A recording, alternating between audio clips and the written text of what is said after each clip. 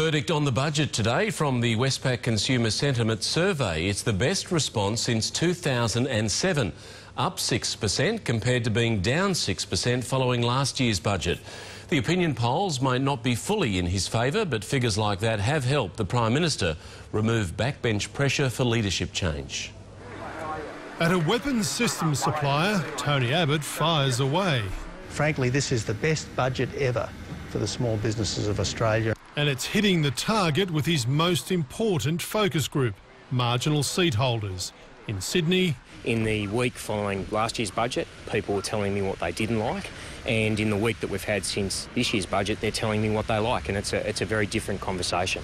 In Brisbane, this is the best received budget in a decade, the best received budget that I've seen in my political career, Mark. And in Outer Melbourne, where the local MP has some good news to sell. Everyone's saying job well done and they're pleased with what we're doing. 100 days since the failed spill against him. What I'm doing every day is getting on with good government. Tony Abbott's backbench is much more relaxed, saying he's honoured the key commitments given after the spill, dumping unpopular policies, improving communications with his office and delivering a positive budget.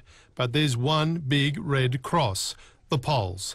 The government remains 6 points behind Labor, a loss of about 30 seats. But I can reveal those behind the attempted spill in February are now abandoning their plan to revisit Tony Abbott's leadership in June. They say he deserves more time to turn those polls around, and they're now giving him until the end of the year.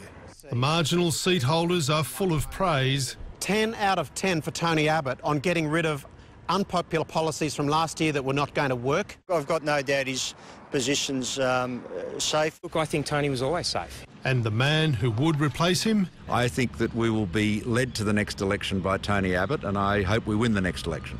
So does Tony Abbott. Let's go to Mark Riley in Canberra now. Mark, a more relaxed backbench, or what are they now telling Tony Abbott?